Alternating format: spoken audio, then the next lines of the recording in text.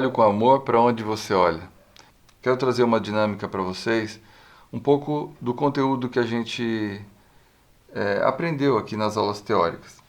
Então vamos imaginar um encontro entre você, terapeuta, e o seu assistido. Vamos imaginar que eu coloquei uns olhinhos aqui, ó, nesse boneco.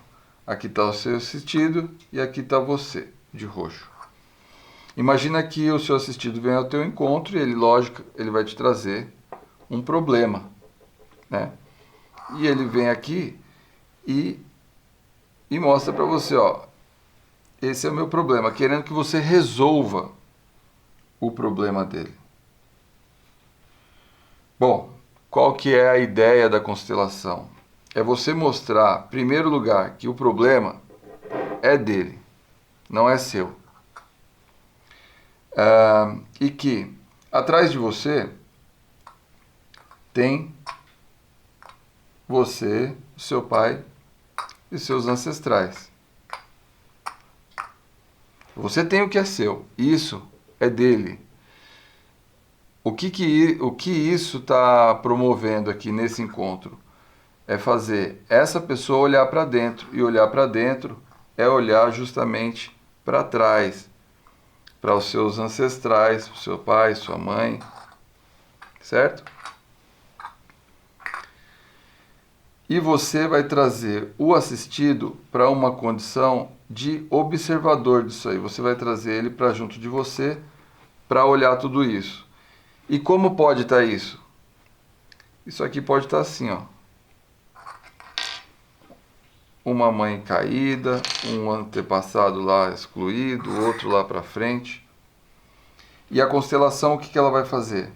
Vai promover a reorganização do sistema do seu assistido.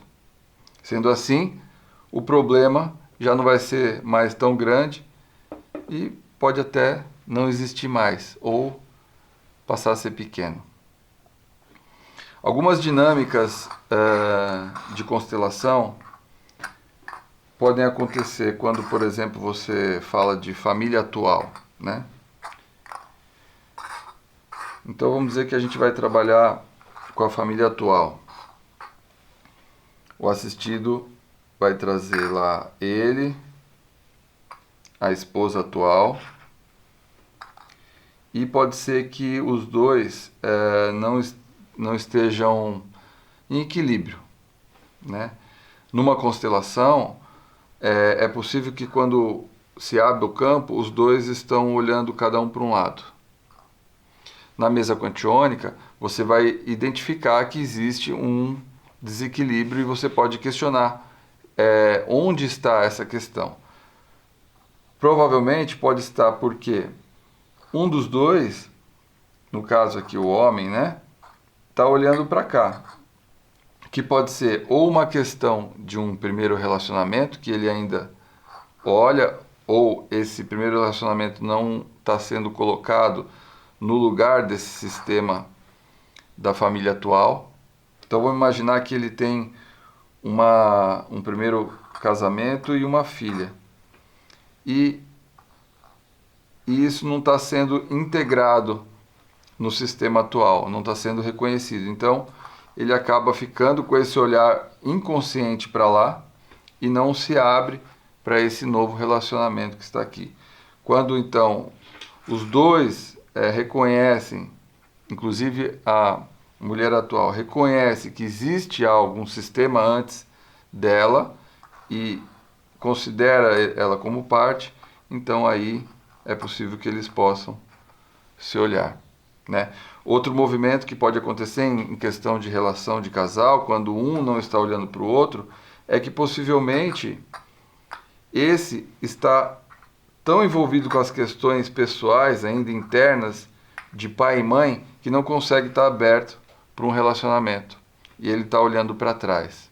E ele leva todos esses problemas, que as questões mal resolvidas de pai e mãe, para esse relacionamento e aqui vive em conflito. Então, o movimento de tomar o pai e a mãe e aceitar todos colocar em ordem todos os ancestrais, possibilita esse assistido se colocar como inteiro e aí ele está aberto para um relacionamento ou atrair alguém que também esteja inteiro para se relacionar. Beleza? Isso aí eu quis trazer um pouco dessa clareza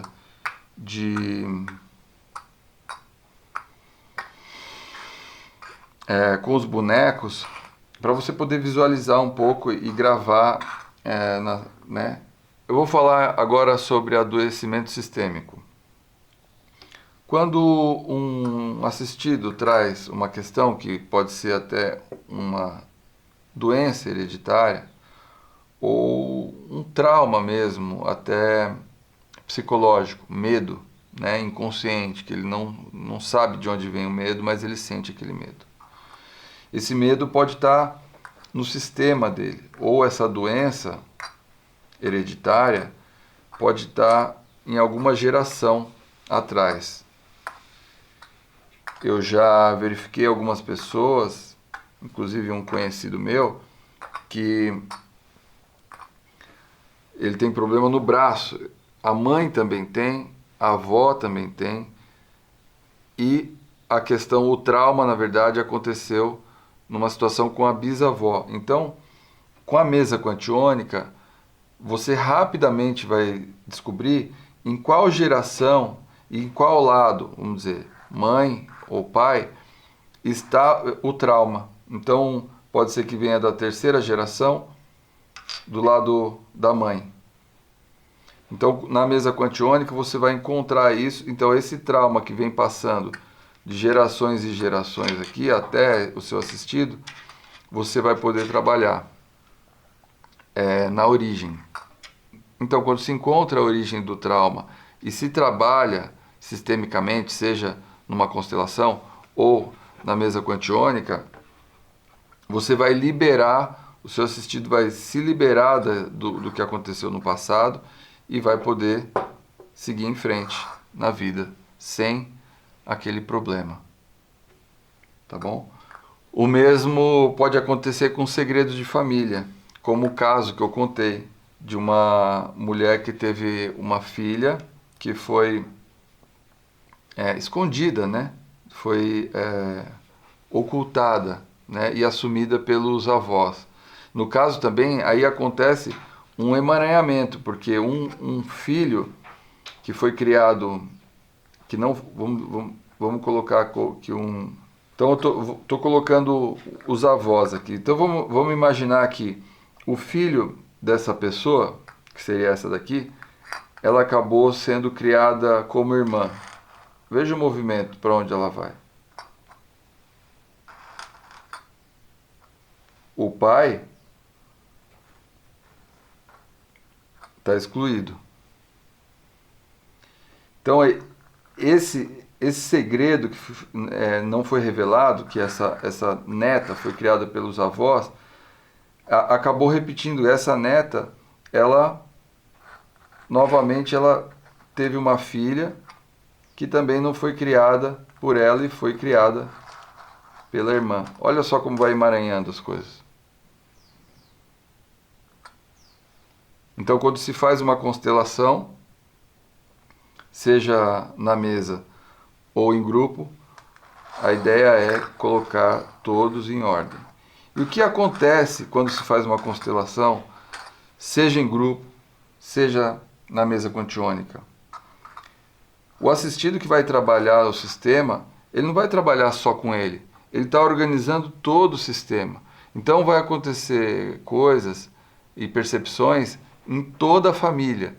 Você vai perceber, eu mesmo teve um caso muito recente de um trabalho que fiz comigo mesmo, que eu não conhecia a história da família da minha avó, mãe do meu pai, que são espanhóis que vieram da Espanha para a Argentina e depois vieram para o Brasil. Eu pouco conhecia sobre eles, mas nesses últimos dias, fazendo o próprio curso da constelação e alguns movimentos para mim, apareceram todos os meus tios, irmãos da minha avó, e inclusive os nomes, que para mim era muito... eu não sabia direito. Meu pai falava Martins, mas outra pessoa falava Martini, mas enfim, a gente descobriu toda a procedência desse lado dos ancestrais do meu pai, que seria da minha avó, que são espanhóis, e que na verdade o sobrenome é Martim, com um acento no i. Mas como vem para o Brasil, cartório e tal, acabou mudando o nome para Martins, mas a família toda é Martim, e no caso da minha avó, ela tinha 7 irmãos. E isso, há poucos dias, isso foi revelado para mim, eu fiquei muito feliz. Eu senti como uma força que estava perdida e que veio até num momento bem peculiar, que é a realização desse curso. Então, seja trauma, segredo de família, seja um movimento interrompido, seja o gemelar, né, o gêmeo evanescente, aquele gêmeo, o embrião que não nasceu, enfim, qualquer que seja a vida, ela está dentro sempre dessa organização. Todos têm o direito de pertencer e dentro de uma ordem, e colocando sempre em equilíbrio o dar e receber entre os casais e entre pais e filhos, que o dar e receber ele é de pai para filho, sendo que o filho apenas recebe o que vem dos pais, essas vidas que pulsam e vão pulsando, gerando encarnações após encarnações, até chegar na pessoa que é o seu assistido de hoje. Isso é o todo.